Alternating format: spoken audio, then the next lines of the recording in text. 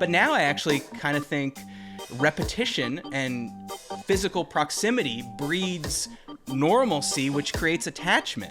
Of course. Now, Wow. If that was pithier, I think it could compete against absence makes the heart grow fonder. Right now, it's not quite there.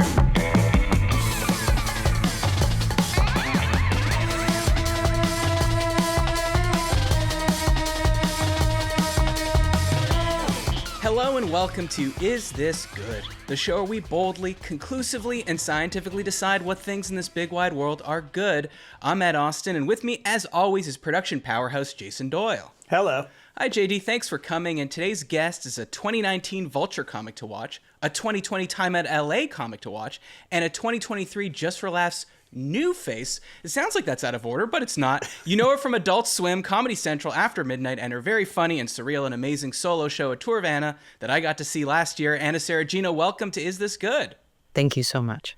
Oh, thanks for being here. Hey, you know one thing I just found out about you, which makes it sound like I know a lot about you. You know everything about me, so I know everything. It'll be exciting. Yeah. What is it? Let's end it here, actually, because Okay, bye. bye. You're a secret Canadian. I'm a secret Canadian, but to disappoint kind of the real Canadians out there, I am only by citizenship. You only U.S. citizenship? No, only by citizenship. Oh, only by citizenship. So not. Well, so. Why is that not really Canadian? Well, I mean, I don't know. You ask some Canadians if that counts. Well, you got two right here, and you're welcome. Damn, you're welcome to be thank here. You so much. This changes actually everything for me. Here I was kind of, no, I'm shy. No, it's okay. I'm not Canadian. Yeah. Oh, okay. I can't tell two Americans that I'm kind of Canadian. Oh, you know the policy. Yeah, I know. We know. Yeah, we know. So I think you left when you were quite young, though. Any times when you've been, tempted to go back? Oh, well, every day. Yeah. Okay. Every day, right around this time, I wake up. Maybe it's starting to rain. I go, I got to go back. That's right. But then since you have American citizenship as well? Here's the thing. Is this too personal? No. This is Social security number? This social security number is coming right up. So I just got to work my way up to that. I have triple citizenship, and two of them quite bad. Canada one pretty good. So okay. I'm batting 2 for 3. So why don't you say the third bad one, just so we know? What do you think is the worst one that you could possibly have? Let's see if you can guess. Wow, which country do I want to just fucking take to the wood chipper right now? It's actually not that hard if you kind of expand. Yeah, I know the answer. I know the answer too. It's Russia. Yeah, that's it. Although, hey, for now, I mean, basically, those cancel each other out. I mean, that's true. You must be really psyched right now. I'm kind of a global citizen at this point. Finally, two of your citizenships coming together. At last. We were a nation divided, but now kind of a nice super nation, of course. Well, I had you on here because I'd like to know more about you. And if this is too sensitive, you just tell me right off the bat. But you posted something on Instagram that I wanted to know more about.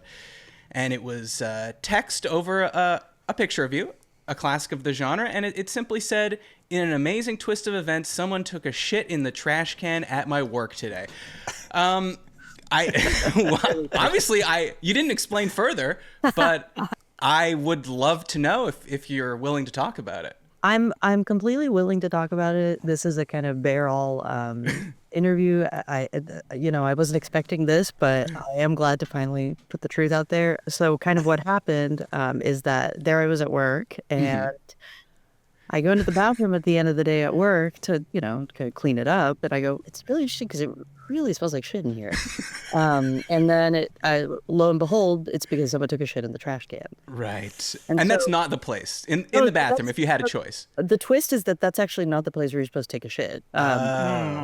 It's part of my work. It's something that we do, a pilot program we're trying out where when you take a shit, you take it in the toilet.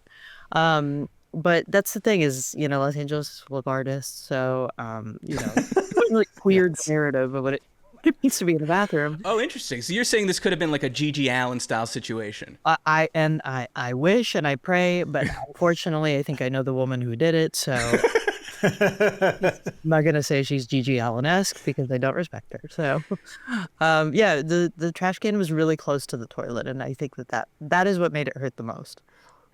Do you have I mean, you must have Oh, I have pondered a upon a theory. theory. Oh yeah, yeah, yeah. No, I have a theory. I have a theory that it's a woman weaponized her child. I do think it was that. Uh, By weaponized, I mean I'm guessing physically held over. I don't know. I don't have kids, so I don't I never I really don't know how how that this part works. goes, but um a woman was very rude to me. I was rude right back to her, meet her level.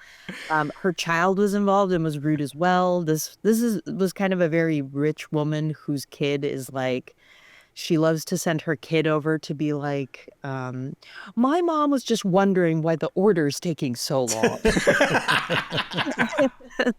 And so So do you think the mom does that as like, oh, you're so cute? How could they be upset when how could you they be ask? upset that I'm being kind of, and here I'll use my Russian side of me, that I'm being such a cunt. And so um they couldn't possibly think that about my kid. So I think she sends the kid over. Is it okay that I said cunt? Yes, of Yeah, course. yeah, and Yep. and congratulations, you just got a fourth citizenship. Thank you so much. What's the You're fourth? now British. Oh, I'm British. Yes. Yeah. Yes, of course. Yeah, so I'm British and yeah, I think that this woman uses her kid as kind of like a decoy, and then that way no one thinks she's rude, but I saw right through her and Yeah, what a it is detective. Not realizing that there's actually nothing more annoying than a precocious child. isn't that interesting? Here Hmm. you thought, and we saw right through it. And I think I was rude to the kid, and so then subsequently, um, I got what was coming, which is that the kid I think took a shit in the trash can. So, but Okay, why the trash what? can? I don't, yeah, I'm not sure.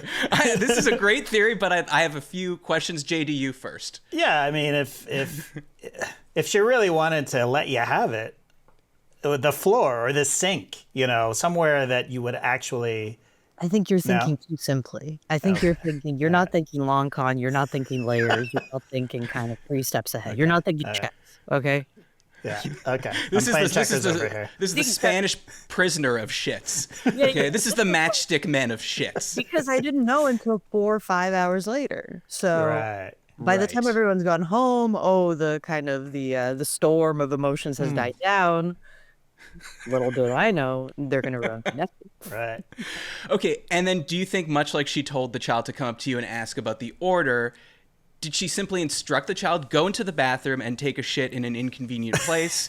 Or did she bring the child in there and hold it over the trash? I think she held. I don't think this woman I think my theory, I don't know what I'm basing this on, just kind of feeling, emotion, the spirit of the moment. I think she held the child's pretty small. So it's not like But how old's this child that can both be held over a trash can and be if it was precocious like enough to talk to you? it's like a 17-year-old 17-year-old guy. Oh, yeah. No, I think it's Hold me, Mom. told me. Mom, hold my skateboard. I have to take a shit in this trash. It's a guy who's balding, and it's an adult at 17. No, it's I think she's like, I would guess 3 maybe. So kind of we're still 3, 4 is where A 4-year-old asked you where their order was? yeah. Hey, it's grim. Wait, now that we could say that kid's being a cunt too. Now that's insane. 100%. The kid was being a cunt the whole time, but protect the young. But I can't. Okay, and now No. is this woman a regular? Like, did she come in again? And did you get to look her in the eye She comes in every day, and she every day? every day. She doesn't care. I think based on some context clues, I think this is what happened. I'm pretty confident, and I will say I don't work there anymore. So, Oh, that's good. I don't Oh, know. okay. So, and was that the final straw? It actually was not the final straw. I stuck around for quite a while after that. So So, did you say to yourself, "Okay, Anna, if anything worse than a shit in the trash can happens, then you really gotta leave." no, I felt like things are just bad now. This is bad, and this is kind of this is where I bring my kind of Soviet experience into what's happening in America now. Not to kind of go really political, immediately, but it's because in Russia we the people are so beaten down, they know to keep their head down and to kind of not look to the sky and say, what if something better happens, you know? So in this way, I'm kind of going, yeah, of course someone took a shit in the trash can. What else is in the news, you know?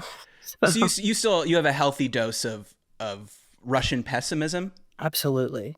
Okay. Yeah. Healthy. And healthy. Yeah, exactly. But it's healthy. Yeah. A healthy dose, especially. No, and it's very healthy. Yeah.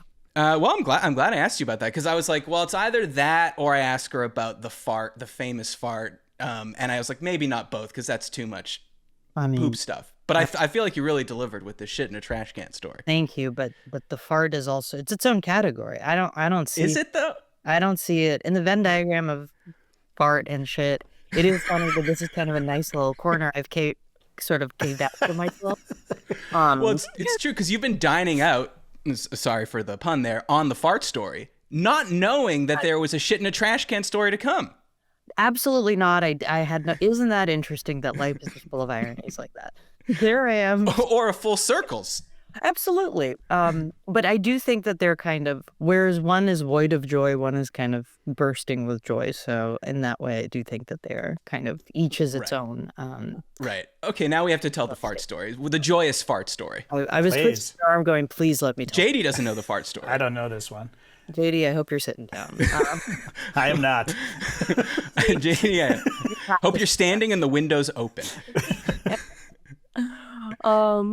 I mean, I was at a diner with my friends, and there was a guy sitting at a counter by himself in a leather jacket with headphones on, very much his own, his own island. And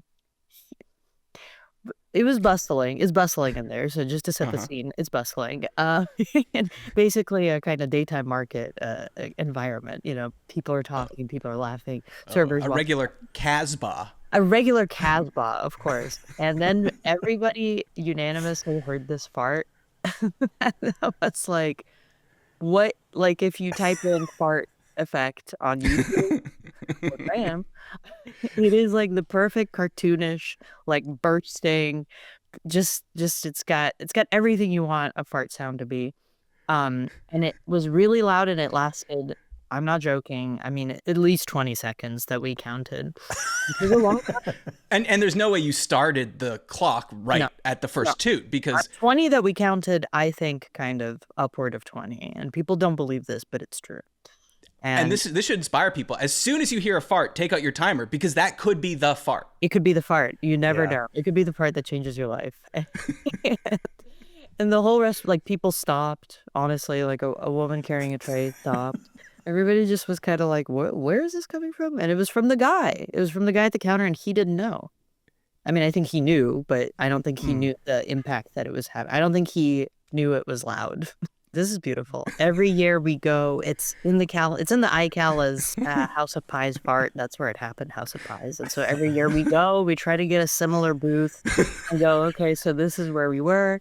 This year we got a different booth, and that was really interesting because we were able to see the restaurant from a different perspective, closer to his. So kind of we were seeing what he was seeing when he farted. Okay. And did that change your perspective on this? Do you have like a Zapruder style film about the occasion? It gave it depth. Because we're not seeing his POV. Sure. We're just experiencing what we're experiencing. And I think that this is we've handed the baton off. And I think if it were a film, it would just be we could do a two-parter, and the second part is his. Oh, that is beautiful. A two-farter. Two-farter. We'll edit that out too. It's nice that, like, as you get older and, people get married and they have kids and it's harder to stay in touch with your friends, like that, this fart, I'm guessing, is holding this friend group together. Absolutely. I mean, we're holding on by a thread, but I know no matter what, no matter who has kids, who moves away, who kind of ends up where in the winds of life, we will come together no matter what. Or at the very least, FaceTime, each from our own diner in different cities. No, you're dreaming. Sorry. We're coming back. We're flying in. We're flying in. I don't care if planes are falling out of the sky. We're flying. We're risking it all. We're going to House of Pies. The COVID year, like, the first year we were allowed to, yeah, because it was closed 1 year. So I guess we missed 1 year. Then there was a year where they were doing takeout only. We went, we got takeout, we sat nearby and thought about the fart. So kind of, it doesn't matter. Global disaster. You're standing in the parking lot going, do you think we could have smelled it from here if we were out here? Yeah, what is, from the perspective of someone who's just in the parking lot, what was that like? You know? What if you're a neighbor? What is that like? How's the neighborhood kind of impacted? Did people open Twitter and it said earthquake, earthquake, earthquake, exclamation point, I miss earthquake Twitter, but more than that, I miss Twitter for these exact reasons that we could tweet about the fart. Well, that's beautiful. Yeah, thank you. People, you heard the shit in the trash can story. Then you thought, well, no way we're getting the fart story. Now you got the fart story. What more do you want? I mean, that's the thing. Life is kind of, life, you really never know. Life is full of surprises. I mean, now the only reason for listeners to stick around is for when you give your social security number at the end. Absolutely. But that's not worth much. So don't get too excited. Well, how about this? We'll raffle off one of your passports at the end. Absolutely. Yeah, I got 3. I'm not doing anything with that. That's okay. Perfect. All right. Some very quick housekeeping. If you want to support the show and get exclusive content, patreon.com/isthisgood. And you can send topics for future shows to isthisgoodpod@gmail.com. Subscribe on YouTube.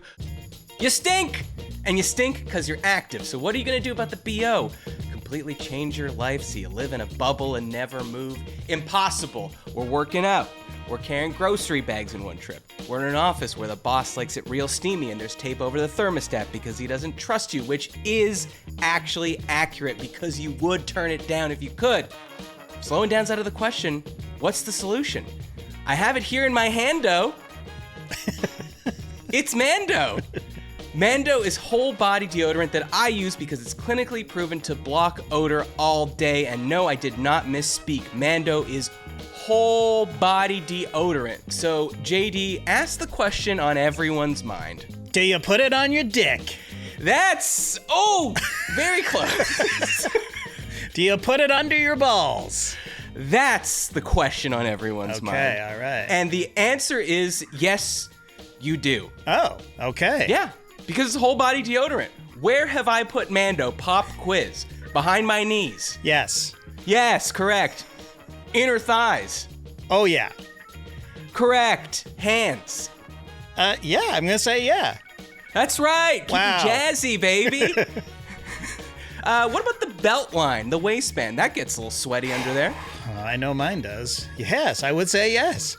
Feet. Oh, 100%. Do you see what I'm saying? Do you remember in Lost when John Locke said, "Don't tell me what I can't do. Don't tell me where I can't put Mando. I won't hear of it." The deodorant stick, this is keeping me fresh. That's a non-negotiable. I'm using the invisible cream post-shower. And yes, it's invisible. Like, did I put it on? Because sometimes I don't remember if I put it on because that's how invisible. The spray, I'm misting. And it's got me feeling like the man when I walk through. Okay. You know what I'm saying, JD? Absolutely. So are you spraying it in the air and then walking through the spritz, or are you just right directly on your bod? That's what I'm doing. You see, can you I'm seeing it, sort of. well, that's bourbon leather. Ooh. 2 things I love. Together. In one package, making me smell fresh. Yeah. Mando Starter Pack is perfect for new customers. It comes with a solid stick deodorant, cream tube deodorant, 2 free products of your choice like mini body wash and deodorant wipes. Boom, got those 2, and free shipping. And as a special offer for listeners, new customers get $5 off a starter pack with our exclusive code. That equates to over 40% off your starter pack. Use code GOOD at shopmando.com. shopmando.com. Please support our show, tell them we sent you, smell fresher, stay drier, and boost your confidence from head to toe with Mando. That's shopmando.com. Use code GOOD. All right, let's get to our first segment here.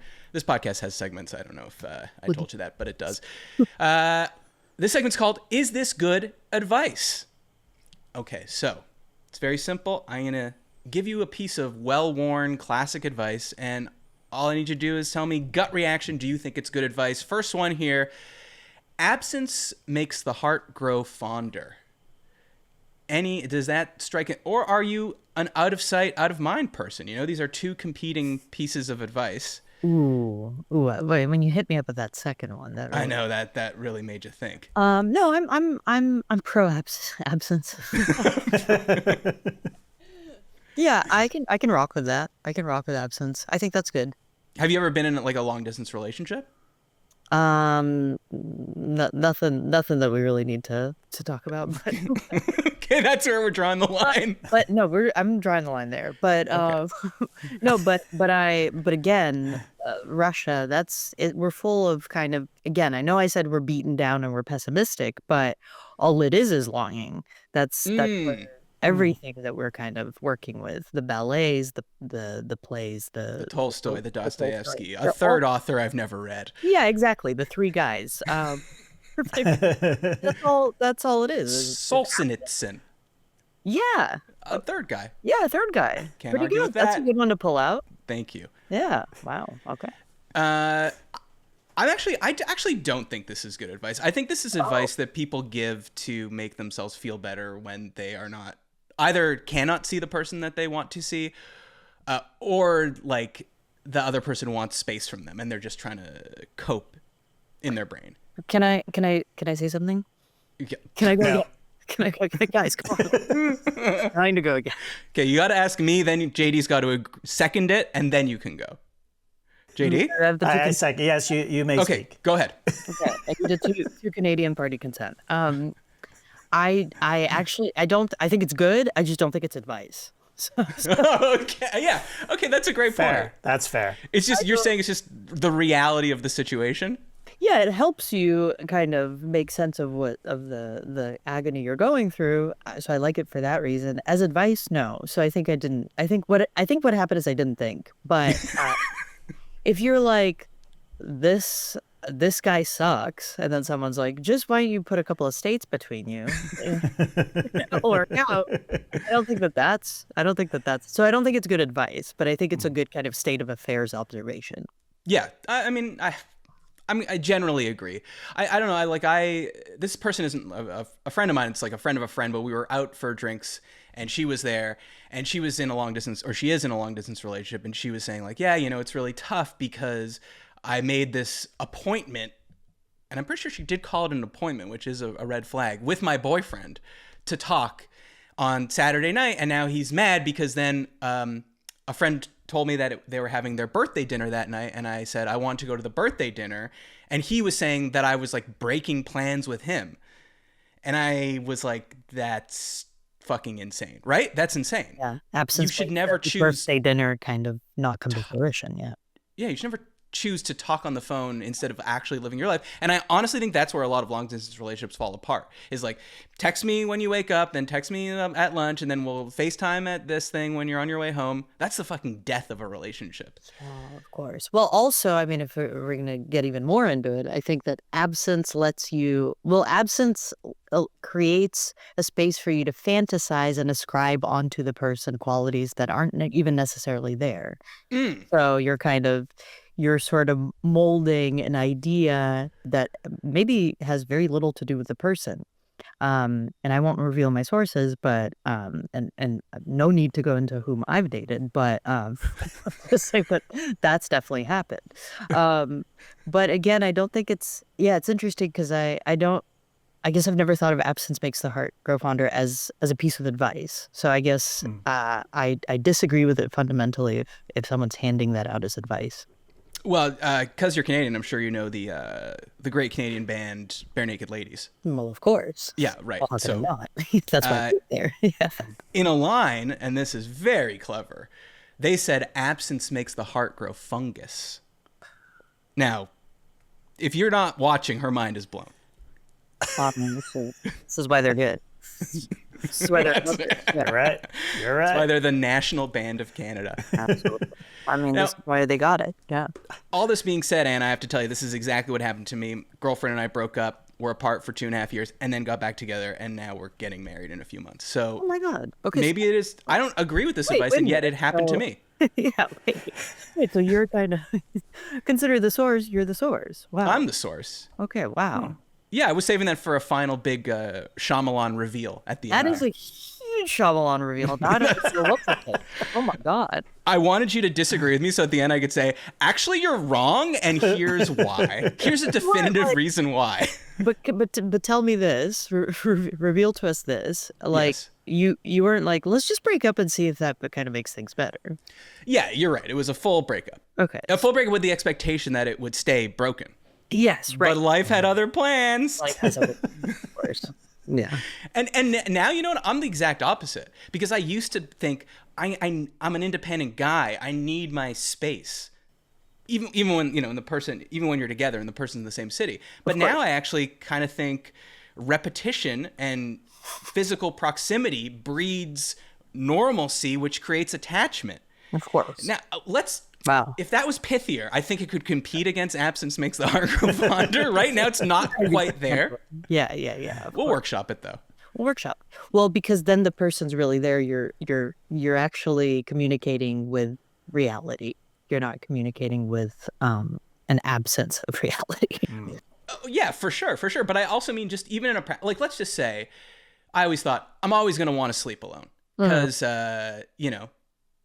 it's just more comfortable. That's just what I'm used to. Yeah. And then when you start sleeping in the same bed as someone, you're like, you hate it. But then at a certain point, it switches over to now sleeping alone is weird. What's going on? Wow, I know. I know. It's Life's crazy. weird. As I'm always Remember. saying, weird. Yeah. Well, remember what everyone always says. Repetition and closeness breeds normalcy, which creates attachment. That's honestly stunning. It's beautiful. Beautiful. Future operas are going to be written about this very thing. Okay, well, let's get to the next one. This one's a little more specific as a piece of advice. Don't text or email when you're angry. Now, the reason people are saying this is like, you might wake up and regret it, or you could have said it in a nicer way, a better way. But I'll start by saying I actually don't necessarily think this is good advice, because I have a problem being angry. I'm too accommodating. And just as an example, our landlord, this is going to surprise you, being a real shithead about something. And finally, it pushed me to the point where I wrote a very angry screed to them, sent it, couldn't sleep that night, immediately regretted it, was like, we're going to get kicked out of this apartment. It's all going to go south. And then we didn't hear from them for a few days, and I was like, well, that's it. They're never going to fix anything again. We're fucked. Now we're going to have to find a legal aid lawyer and withhold our rent and all this stuff. And then, you know what? On the fourth day, they wrote back, and they did exactly everything that we had asked them to. And I was like, wow. I think the anger worked here. So your anger allowed you to advocate for yourself. In a way that said, buddy, I mean business here. Yeah. Of course. So because sometimes I send an email, people don't know that I mean business. Yeah. When you emailed me, I go, no idea. This guy, no this idea. is not. I don't think I have no idea. And it's not like business because you're not getting paid. Yeah. It's not. No, this is pleasure. Absolutely. No, be honest. This is a tremendous exposure opportunity. Yeah. No, I'm grateful every single second that I'm here. I'm hanging up any second. I hope that comes across. It does. That's a very good point. I wouldn't have thought about that angle. Yeah, I generally think that I can get, personally speaking, probably I do want some distance from the crafting of the email or whatever, the text message, to actually sending it, because I know that I will have wanted to revise it, or like, basically even 5 minutes will go by and I'll be like, why didn't I say it in this way instead? But I do agree that the putting distance often makes you not want to communicate that at all. And oftentimes, if you're a person who has a hard time like advocating for yourself, that would lead to not doing it altogether. So I don't know. This is tough. Yours is a really good point. Yeah, I mean, you can water it down to the point where it has no salience anymore. Yeah. I mean, JD, you're a text while angry guy. Oh, or yeah. Email while angry. I would never text or email otherwise, because I'm always pretty angry. But yeah, I will let it fly. Yeah. And also converting that angry email into passive-aggressive biz speak is not as nice as you think it is. We can tell that We can tell this came from a place of anger still. No, I mean more actually like eloquent writing and not even like watering or toning it down. I think more like that could have sounded better or I something. could have used a semicolon. I could have used a semicolon. That's exactly. I didn't want to just say it, but that's what I mean. But that's what you meant. Yeah. Okay. Another one here. Fake it till you make it. Advice I've been given by people that I've paid to give me advice, such as therapists. Still not sure how I feel about it because growing up, you're often told, just be yourself. Just be yourself. Be authentic in the biz, in your biz. You got to be authentically you, right? Absolutely. You know, I'm sitting on a stool and I'm telling it like it is. Yeah. And if I'm not sitting on a stool telling it like it is, then what am I doing? Well, you got to be yourself because everyone else is taken. Wow, that's beautiful. Yeah, thank you. Interesting. I think that I guess the thing that pops out immediately is in comedy. I feel like people. I don't know if it's fake or if it's real hubris, so that's what's hard to tell. Whatever that is, I don't have it. I have a really hard time pretending like I'm, I don't know, important, I guess. So I feel like I do see that people pretend they're really important and then doors kind of open for them in that way. I'm very like, no, you go ahead, and you know what, and I'll actually sit it out altogether. So that's actually my problem, and that's actually on me. So actually, I'll go fuck myself. Okay. Well, I feel like what you're speaking about is confidence. So that's actually confidence, yeah. Yeah, that's what that is. But I think, yeah, when I think of fake it till you make it, I guess I really am thinking about confidence because I'm thinking about show business and fearlessness. Yeah. This is making me think. For instance, you do a lot of shows. Mm-hmm. Do you like to promote your shows? No. No, you don't. No. That's actually, I would argue, the worst part of Yeah. Well, anything is the right. Because sometimes you're stupid enough, speaking for myself, to think, oh, people will listen to this because it's good. Yeah. But that's not true. No. You got to hang up the hat on the it's a meritocracy. You hang up the hat on that real quick. Yeah. Yeah, I guess that's another for sure. Like pretending to be comfortable with like, yeah, I think it's totally fine to talk about myself. In fact, I'm comfortable with it. But again, maybe that is just confidence. I don't know. Well, but it is weird. Okay, let's try to figure this out because let's say your one person show that you're doing, your solo show, sorry, is about you. So you are in a sense like fine talking about yourself and confident enough in the idea that what I'm saying about myself is interesting to other people, but yet that confidence is somehow absent from the promoting the thing that you have been confident enough to do. Yeah. Why is that? Because I'm the same way. Yeah, you're asking for free therapy from a woman. Okay, you're right. That's emotional labor. No. Oh no. The first time I did a solo show, I had to get over this very thing, which is like it felt very weird and even wrong for me to be like, oh, here's an hour of something about me. You know, like that feels very like that just felt very. I don't even know what the right kind of adjective here is. It just felt very wrong, I guess, and it felt kind of maybe even like gross or something to be like, I think that I'm important enough for people to see the power of finding out what I was like as a kid or whatever. But in that case, had to fake it till I got to the second show. So and I've been faking it ever since. There's a certain amount of having to get over it that you just have to do. I mean, I guess any art is self-indulgent. So you just, I guess, have to get over that. You also have to get over the fact that I just called comedy an art, so well, absolutely got to get over that. I'm not going to be able to get over that. We don't have that much time. Yeah, there's like a certain selfishness or something to probably most creativity, because you're like listening and taking seriously your maybe non-useful perspective or outputs or whatever. So in that way, sure. And Yeah, I don't know. I guess, but fake it till you make it. Anna, this sent you into a tailspin. This really, This is, I'm I really just circuiting. invited you on a podcast to cause a crisis. Yeah, yeah, yeah. No, you see me shutting down. I Yeah. literally am watching you look like into the middle distance.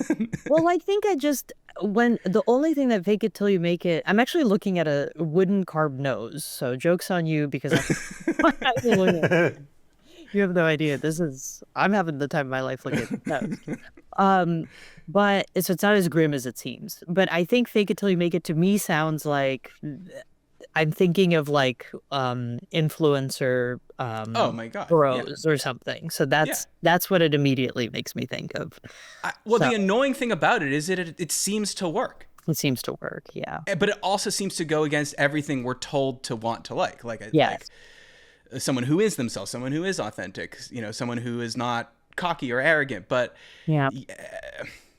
I don't have the answer here. Maybe it's Insecure. fake the confidence, but not how competent you are. Like still like fake pretend to be like I'm the idiot that's still looking at a job posting and seeing the qualifications and in my head going, oh well, the person that's going to get this job actually is really good at every single one of these things and better than me at every one of these things. 100%. Yeah. Totally. And yet, intellectually, I know that the person that gets the job is going to be like, proficient in Excel? I don't think so. No, for sure. I mean, I think So why can't I pretend I know how formulas work? it's interesting because that makes me think of a different thing, which is like you should do the things that scare you, and then they kind of open up your field of possibilities or whatever, and that's kind of fake. I guess that's a type of faking it in that you're going, I can do this, even though maybe you actually, if you sat down and logically thought about it, you would think you can't. But so I don't know because that feels more like an artistic path or something, artistic in quotations, whatever that means, versus this. Yeah, this only makes me think of like I'm gonna stand outside a bank until one day thinks I just work there. Someone thinks I work there. You know what I mean? So it makes me think of like influencer bros or something. Okay, actually, I have a question about influencers, so let's get to it in the next segment called "Is This as Good as It Gets?"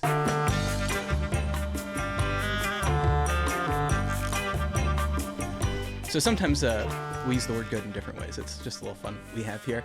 So in this segment, I'll tell you what I think the best thing in a category is, and you tell me if you think that's really as good as it gets. So for example, if the category was a pet that's not a cat or dog, is this as good as it gets? A turtle, right? You could say, yeah, that's as good as it gets. Or you could say, what? Bearded dragon for sure. Okay, yeah. Did you ever own a reptile? No, Okay.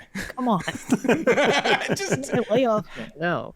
No. Although I recently held a snake and congrats. I didn't like that. So, Oh, but I did think I was like, I think I'm so desperate to have a pet now that I was like, I think it's cute. It's cute, right? You look at it kind of from an angle. Yeah. Okay, so let's go straight to the that influencer question. Ways to describe what you're eating when you're a food influencer. Is this as good as it gets? Umami forward. This is just I mean, it's inevitable if you're on Instagram that you are going to see a man probably in a car eating a $28 sandwich and I don't care what the fuck's in that thing. They're going to tell you it's umami forward. That's just something I've noticed. Forward for sure. Now, if you also want to say amazing balance of flavors, that's one that they go to a lot. But is that as good as it gets for you? Or you want to say hits all the right notes? No, it doesn't hit all the right notes for me at all. I'm going racy and quick-footed. That's racy and quick-footed. To describe the sandwich? To describe, well, to be fair, a wine, but I think it actually doesn't mean anything. So I think you can just go ahead and move that right on over to it. I like that. that a Racy lot. and quick-footed. Yeah, because no one knows what you're talking about, but they're like, whoa, okay. Did you work at a place that served wine? No, I went somewhere and this is how the wine was described to me. But I have Described to you by the waiter? Said it's... Yeah. That's useless. This one's racy and quick-footed. I go, oh, okay, well, my hands are tied. I got to get this one. 'Cause Yeah, isn't the follow-up question is that good? not to say the name of this podcast, but I don't know if that's good. You get a little kickback every time you say the name. It's like an Amazon referral link. Yeah, but I think the key here is you say something that is, here's where you fake it till you make it. You say something that people go, I have no idea what that means. I don't want to seem stupid. So, okay, yeah, racy and quick-footed it is. Yeah. I mean, it's better than slutty, which I don't understand. You've heard that. Someone said, oh, how's this? Oh, it's a very slutty red. No, I have not. Right. What does it mean? What does it mean, though? I don't know. Red. Okay. The glass is wearing a thong. Okay. Yeah. Like people hear the glass is wearing a thong. Which of these wines can I fuck, by the way? Yeah. Without putting in too much effort. You know what I'm saying? I'll take her out for drinks. It's not dinner. Okay, well, I think we answered that one. I just, the one thing that's driving me nuts about this, and a classic social media thing, it's like, why do I keep getting served them? Because I keep watching them. Why do I keep watching them? Because they keep making me angry. Well, you win, internet. When they describe that they take a bite, they'll tell you, like, the texture of the bread is amazing against the meat and the cheese. But this could be a fucking Jimmy John's sandwich, by the way. And then at the end, they'll always say, oh, and there's just a bit of acidity that's cutting through the fat. They have to fucking say and what the chef or the sandwich artist squeezed like 3 drops of lemon, and they're interpreting that as a bit of acidity that's cutting through the fat of the mayo and I mean, maybe, but that just sounds like you're saying something. Completely agree. But isn't it beautiful to get to look at everyday objects with through a kind of a pair of tiny sunglasses and get a whole new perspective? Oh, yeah. I mean, that's sort of beautiful. You're saying it's not just a sandwich. It's a journey into the unknown. It's a journey into the guy's car. Yeah. That's right. That's amazing. Child locks on. Next question. Okay, actually, I'm worried about asking you this next question. Don't take it too seriously, okay? I malfunctioned back there, so... Okay. Stare at the nose. Get in your comfortable place. I want to show you the nose, but... Okay. Does it have a red foam piece on it? No. Like Patch Adams style? Okay. Wait a minute. Come on. Come on. Wait a minute. Here we go. It's just kind of... Oh, the whole thing is a nose. No, the whole thing is a nose, yeah. And it's carved. It's wood. It's like a Easter Island kind of fella. Yeah, very much so. This is my most prized possession here. So this is what I'm looking at. Why do you have that? Or is that a stupid question? It is a stupid question. Why Okay. not? Why don't you have one? I get one. What's going on with you? Facebook Marketplace. So. Okay. JD, go get your wooden mouth that you have. Okay, I'll be right back. Okay, here's the next question here. Sophisticated reason why you procrastinated. Is this as good as it gets? Perfectionism. So you had to do something, you didn't do it, and then someone's like, "Why? What's going on here?" And you say, "I'm just a bit of a perfectionist," because that's better than saying, "I didn't want to do it." I don't think that's sophisticated. Okay. Would you prefer another classic, fear of failure?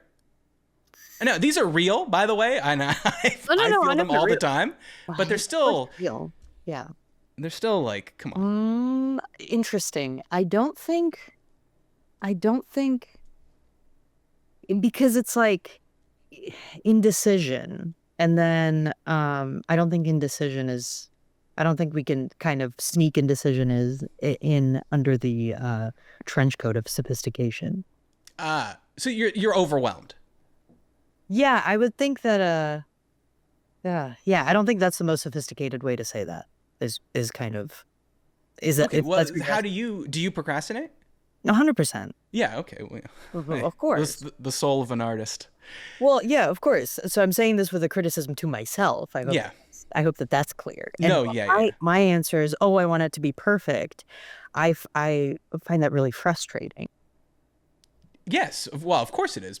But and again, to go back to what you do, like when you put up a show, I'm sure you're not thinking, baby, this is perfect. No, But you got to do it anyway. of course, exactly. Like, I think that is the hardest part of starting anything is that I'm like, okay, well, I want it to be perfect, but I want it to be cool, but I want it to be kind of meaningful, and I want it to be really smart, or whatever. And then what happens is then you don't do anything. Exactly. But so we're in agreement there. But as far as coming up with an excuse to someone else, I'm just trying to think of a more sophisticated way to say that, to convey all that. Avoidance of discomfort. Yes, there you go. That's beautiful. That's sophisticated. Yeah. I mean, and then when often like if you really want to make it more base and say, I had bad time management, I could have done it, but I chose to do something more fun. I was tired. I didn't want to. Then people will be like, yeah, but underneath that, that's the top of the iceberg. Underneath the bottom of the iceberg is fear of failure and avoidance and low self-confidence. So that's why I'm saying it's more sophisticated. No, that absolutely is sophisticated to kind of admit. The bear all right there. That's nothing more. Puts on a top hat.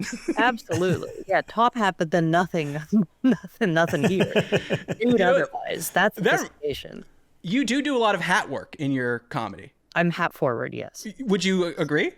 100%, yeah. Okay, good. And I'm very honored that kind of shines through. That's nice. How many silly hats do you have right now? Oh, I just have 2 really big hats. So they're only 2, and they're not silly. They're sophisticated. Okay. I'm sorry for. I apologize. I DM someone on Facebook Marketplace about a very, very kind of intriguing looking hat. Describe it. Pork pie? What do we got? Wool, red, fedora, but tall. Wool? Okay. I get the wool. Red, I get. Fedora, but tall. Imagine fedora, but just kind of... Like more of like a cowboy, like a cowboy hat? No, just so where the fedora is. Yeah. The whole thing is the fedora. Where the fedora is, get in that elevator and go up a floor. Wow. Oh, okay. So, and is that a kind of hat? Like, is that its own kind of hat, or is that just tall fedora? It's like kind of Scrooge-esque, I guess. Okay. Mm-hmm. And red. Not seeing a compelling picture with my words. No, it's okay. And you're seeing a picture of it right now. I'm seeing a picture of it. I'm not realizing it's located in Pomona. So I go, well, not worth it? How far are you willing to drive? I'm not willing to drive to Pomona for an $8 hat. I hear they have a lovely college there. Never Yeah, been. they have a beautiful college there, but Still, not worth it. Not worth it. All right, these gas prices. Okay. Hey, let's get to another segment, unpopular opinions.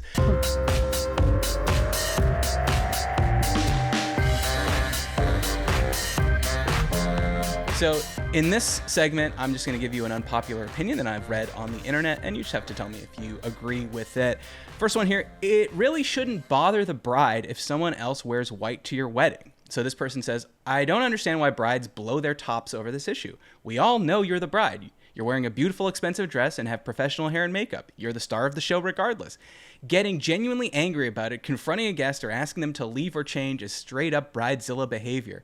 You should be too preoccupied with your happiness and your husband to even have an iota of energy to expend on the color of someone else's dress. I'll say this one, it sounds like you shouldn't care. But I think when it really comes down to it, I think it's okay to care. I think it's okay to care if it's like a superstition thing. I rock with superstitions big time as part of my Soviet heritage. Is there a Russian superstition about wearing white on your wedding day? I don't think so. But I'm saying if it's a there probably is one about raining on your wedding day. Maybe. Good luck. I think we over there don't really care so much about that. Oh, okay. We go, marriage is bleak. It doesn't bad either way. So don't worry about it. Plus, you're not really. The people do wear like white wedding dresses, but it's more like you get married in officially in a city hall or whatever, and then you just have a dinner. So that's really kind of. So first things first there. First if things it was first. A superstitious thing, I think I would kind of respect that. But I think we're more talking about the bride is like, I want to feel hotter than other people. And I see where you're coming from. As a bride myself. As a kind of bride myself. As a sort of as a sort of worldly bride. I think that that's fair. But I think that's your problem. Okay, well, let me ask you this. What if you show up somewhere and there's another person wearing a tall wool fedora? Don't you feel a little bit silly? If it were my wedding and some bitch shows up in a tall fedora, then I'd be really pissed. Yeah, that really puts things in perspective for me. Thanks. Honey, I just wanted to ask you, just before you're not going to wear the tall wool fedora, are you? No, I'm thinking more that as the bride, I'm wearing a tall fedora, and then No, that's what I mean. You're my bride in this situation. I'm asking you. Oh, I'm trying okay. to. Yeah, I'm trying to cut this off at the pass. Oh, you're trying to cut. Of course, yeah. I was trying to cut it off at a different pass. So, Oh, okay. Next exit. next exit. Yeah, exactly. Yeah, I don't know. There's a lot of American wedding things that I don't really that don't really inspire a strong opinion in me, is what I'll say. Yeah, I mean, fair No enough. offense to you, you're gonna get married.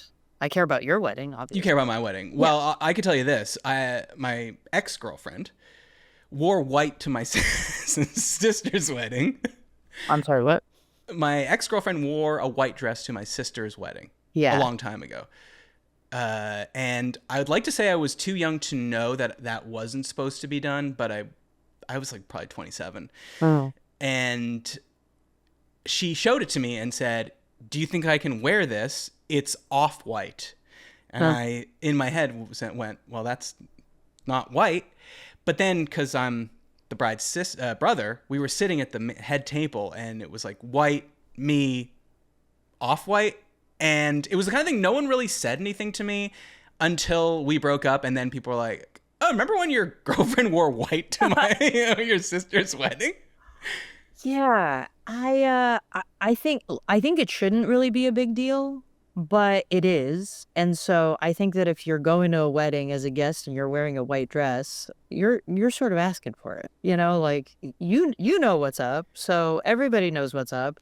It shouldn't be a big ordeal, but it is, and that's outside of our control. And so I think you're asking for it. Oh, and you know what's going to happen to you. And what is this dress that's so? Wait, you don't have a different dress? This is the dress to end all dresses. You're Who doing was her Paris favorite Fashion dress? Week? I don't know.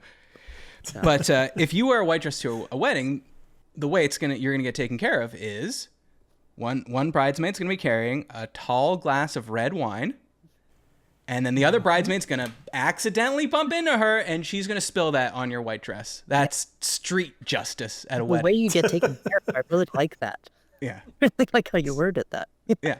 So you gotta be prepared. That being said, I'm gonna wear a black suit, and guess who else is gonna be wearing a black suit? Probably every other man attending this wedding. Yeah, So why don't I get to feel special? I know. Yeah, you That's- should be able to wear a white suit if you want. I should be the one to wear the fedora, just so I can peacock around a little Of course, bit. you should be able to peacock around. Thank you. That's your fundamental right. Okay, next unpopular opinion. This one's just real silly. Eating pizza upside down is the better way to eat pizza. Okay, hold. We have some skepticism right off the bat, but this is what this person said. Okay. I've been told that the way I eat pizza is insane. Okay, well, that might be right. Instead of eating it normally, I flip the slice upside down and eat it that way. To me, it makes more sense because the cheese and the sauce is the best part, and that's where all the flavor comes from. So you see what this person's saying is, if the tongue is the place where we feel taste, I'm coining just very quotable phrases all You should day. be writing this down. This is really good. This is Tolstoy, actually. It sounds like an ad for perfume or something. The tongue is the place where we feel The taste. tongue is the place where we are to feel taste, yes. The nose is the place where we smell smells. I can work on that one. Beautiful. Okay, so And you know I if have... the so... Oh, okay. Luckily for me, I have a giant prop nose in my hand. If the flavor is registered on your tongue, why wouldn't you want the most flavorful part to hit your tongue directly? You couldn't possibly have a counterpoint to this. I just grow up. I don't care. You know what I mean? Exactly. I'm sorry. I don't care. Just like, this is where you're interesting in your personality. You know what I mean? This is what you're leading with. I mean, I respect your I guess I'm not trying to be disrespectful. but I have to be. Yeah, and I understand your desire to get the most, extract the most taste out of something. I guess I do respect um, that perspective. But it's like, but then we got cheese falling down. What are you doing? You know what I mean? yeah, I know. It's so What are you, it's what are you, it's silts? You know what I mean? What are you, even 6 at best, what are you folding it? And but Yeah. even then, folding it upside down, I'm saying. I just, can you get a hobby? You know what I mean? Like, can you get into a kind of music production or photography? Is there nothing that you kind of do with your time that's a little more Uh, interesting? I mean, now if like anyone tries to set this guy up on a date, they have to tell the girl, watch out. It's upside down. Yeah, it feels a little like, I hate the word moist or something. I don't know. It just feels like Yeah. A quirky fake. in that kind of direction that I just kind of, I think we're leaving that behind with Parks and Recreation or whatever. Yeah. Yeah. So you're saying he shouldn't treat himself to this upside down pizza? I think it's just it doesn't matter, and I think you can just keep it to yourself. Yeah. Also, you know what you could do? You could chew. Yeah, no, There's I feel that. free to do you. That's great, but I just mean, I guess if we're like leading with this as like a fun fact about me is I eat pizza upside down, I just grow up. Chewing is the way we get the flavor to our tongues, which is where we feel taste. Okay. You think I I guess can him too hard? I'm assuming it's him. yeah, no, of course. No woman would eat pizza upside 100%. down. No woman's crazy enough to eat pizza upside down. Oh, of course. Also, you're going from burning the roof of your mouth to burning your tongue, which I think is even as bad as burning the roof of your mouth is burning your tongue. Yes, of course. I gotta think be. that's It's got to be worse. All right, last one here. Film that concert. You'll appreciate it when you're older. So this person says, a lot of people think it's silly to see folks with their phones held up at concerts recording it instead of being in the moment and enjoying it. But as I've gotten older, I'm now 53, I'm able to remember the concerts I've been to less and less. I really enjoy going back over that footage that I've recorded years later. It brings me so much pleasure. So I'm not as interested in just talking about filming, concerts and stuff because, whatever, we've talked about that before. But what about this idea that, like, we're taking all these photos and these videos as if we're like archiving our life. But do we ever get to the point later where we will actually view the videos that we took when we're 31 or whatever, when you're 70? Like, I just got a new computer a few weeks ago. I can barely get the stuff from my old computer onto this computer. I think people are underestimating practical format changes that will stop you from being on your, in the nursing homes, scrolling away at your memories. Yeah, I'm in the nursing home looking at my footage from the Blood Brothers reunion tour that I went to. Weren't they great though? Oh, no, weren't they? They were. They Yeah. they were rocked it. Yeah. Were you there? No. Okay. I'm, the only brothers I like are the Avits. No, I don't. Yeah, Like, of course. I don't know. I don't know who are the Blood Brothers. Do I know them? No need to go there. Don't need to know. Them. Okay. Are they actually brothers? No need to go there either. Sisters? No, I agree with you in that it's like it's a good idea in theory, but I think practically speaking, maybe this person will actually at some point look back on the media, but I think we oversaturate ourselves with because accessibility is so kind of easy, and I think that makes each individual thing. If you're taking 100 photos of one thing as opposed to you have an actual camera, you're able to, use kind of discernment and take 2 photos, then things become a bit more disposable. So while I agree of like, oh, for sentimental reasons, I'd like to just get a clip of something that I'll watch later. I think that would be good in theory, but practically speaking, you're probably recording a lot more than you are enjoying in the moment because because it's so easy to do it. Yeah. So you're saying you shoot everything on film, I'm saying shoot everything on film. Yeah. Polaroid even. Yeah. Absolutely. Carry stacks of those. We around. gotta go analog, of Got it. course. If you're having analog, don't talk to me. Yeah. I don't know, and maybe JD, you could speak to this, but like, the only time that I could think this is true is like for your kid, like, I mean, at their wedding or bar mitzvah, you show some clips of them as a baby or something. Sure, I guess. Blur out the peen. Yeah. We're talking about like home movies where you're just dicking around the house and you're like filming your kid playing, but when you go to like a kid's concert and people are filming it on their iPads even, like holding up an iPad. Well, it's easier to block the people behind you if you have an iPad. Exactly right. And you're not taking it in. You're not experiencing it happening. You're like, oh, I remember when I filmed this, as Anna's point. It's not, oh, I remember experiencing this play that my son was in. So By the way, Anna, you might get upset with this. I filmed your entire performance. I hope you're okay with that. Now that rocks. No, having said all of that before, I think everybody should be filming it all the time. Actually, it was a 3-camera shoot, and I've done a line edit, so I can get Thank that you to so you. much. Film? No, actually, Okay, unfortunately, well, not. then don't talk to me. No, I mean, We didn't have the budget. we didn't have the budget, of course. We're doing a Kickstarter now, so next time around. No, it's interesting because home movies, you could argue at that moment also probably kind of people thought that took you out of the moment or whatever, but we now think of that as kind of good capturing and mementos from that time. But I think that I think the difference is the limit of, because now you could take infinite photos and infinite videos. So no one photo feels kind of more important than any other photo, whereas I think the limit is what made you have to consider use discernment of like what you're going to capture. Right. Yeah. Good point. I think that everything you're saying is true, and I don't agree with this opinion, but I will say I've been present at certain times, and I've been like, okay, this is a great concert or whatever, and I'm present. But then, a year, 2 years, 3 years later, you forget exactly what happened. And if you did have a video, you can remind yourself. So, is it worth it to sacrifice a bit of presence to have a definitive memory than it is to be present and then risk forgetting? No. Because Anna, I can't recite every joke you made. No, of course. Only 60 to 75%. 95%. Come on. No, I think absolutely and I myself am taking a little bit of video, but I think it's just probably how much, a matter of how much are you doing that, Yeah. I disagree. No video. You're saying no video. You're in the moment. It's a sublime moment. It's So you're for seeing that Sublime moment. No, I'm not. Well, they've reunited with the Son as the lead singer now. Yeah. Yeah, they're still doing. He's good. I did not know that. They're still doing Daybreak. Yeah. It's important. It's an important song. All right, Anna. There's only one thing left to do. Oh my God. It's time for subjective trivia.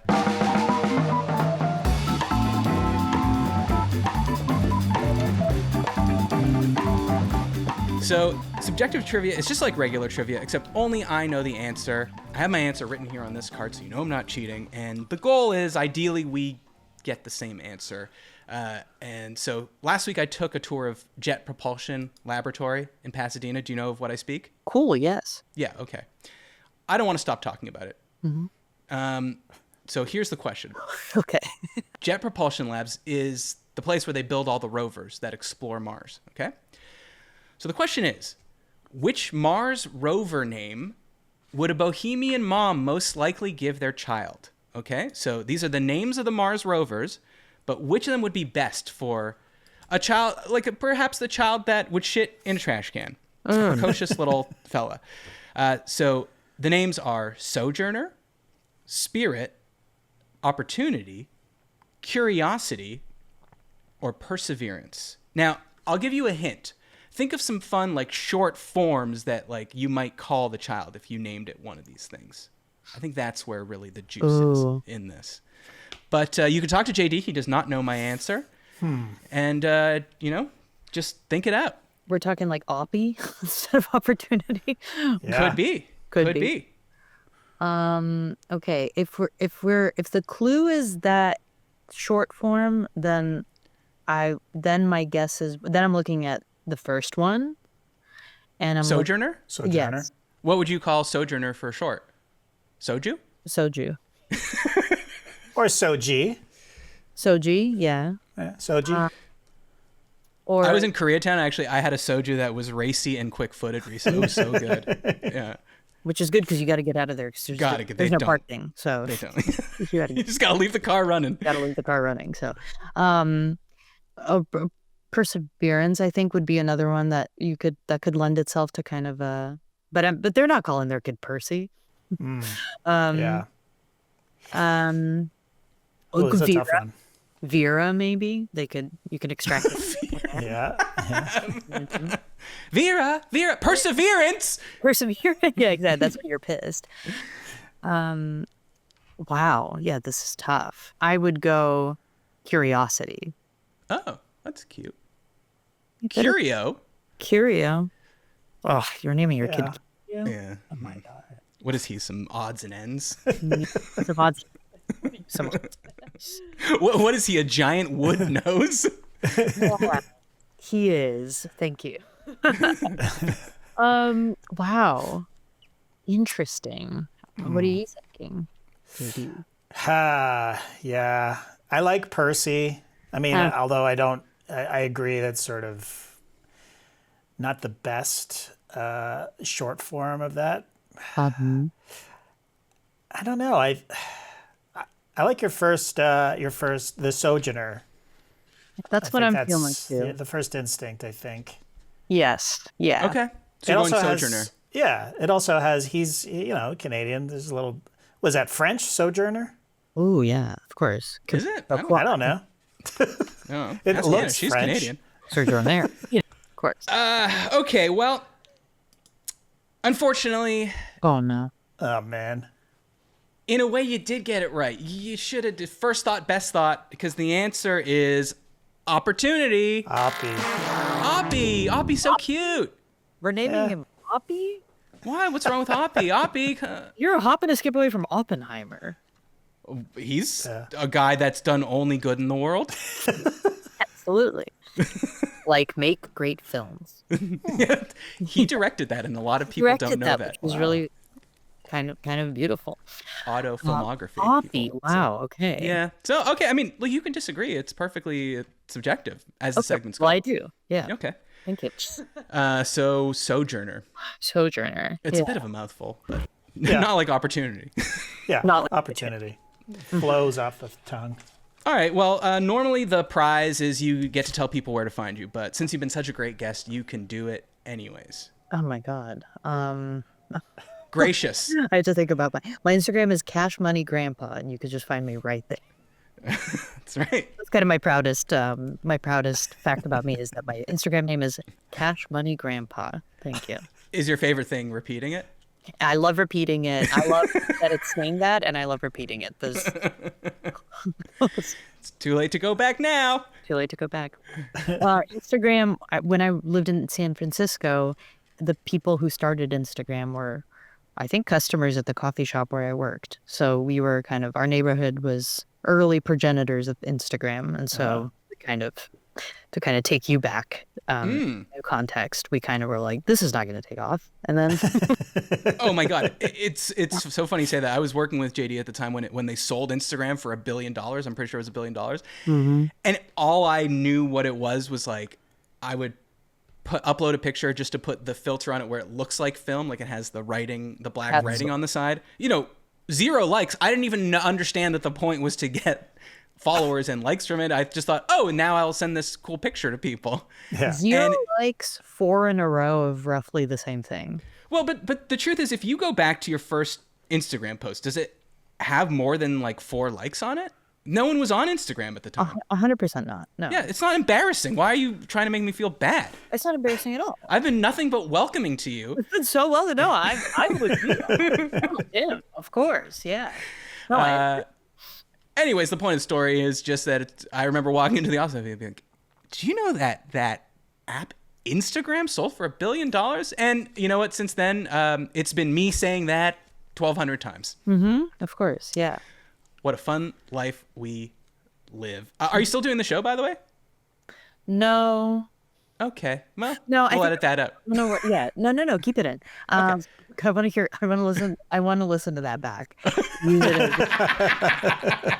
as- It didn't feel final, but I think it will once I hear myself say it. Absolutely, exactly. This is the faking it till you make it. No, because I want to work. I'm trying to work on a new show, so that's the hence the no. Hence Okay, the no well- with a thought. It's no with a ponytail is what we call it. Okay. So Cash Money Grandpa to find out when this new show is coming out. Yeah.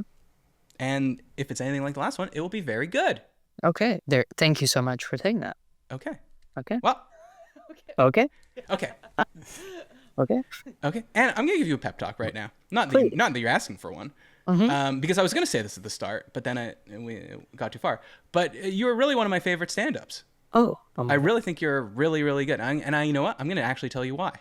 Okay. If you want to hear. If you don't want to hear, that's fine. Okay. It's conversational. Okay. Because I moved here like maybe 5 years ago, and then you can, if you like stand-up comedy, you can very quickly gorge yourself on it because there's a lot of it happening here, and it's either like free or $5, right? To see, really great people, really big people, and many of them are very funny. Many of them are very smart, very witty, but it can get very boring.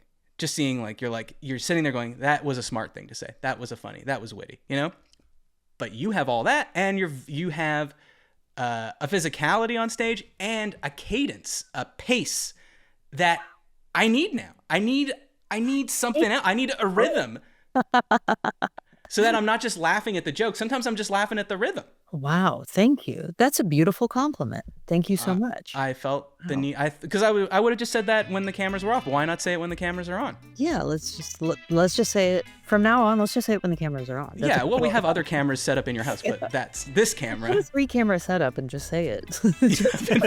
I'm actually making a documentary about you. This is great. Thank you so much. Sundance 2027. Look out for that. Check us out, patreon.com/isthisgood, and you can email us isthisgoodpod@gmail.com. Thanks for listening. Thanks so much to Anna for coming on. Leave us a 5-star review for everyone. I'm Matt Austin, and this was good. We'll see you next week.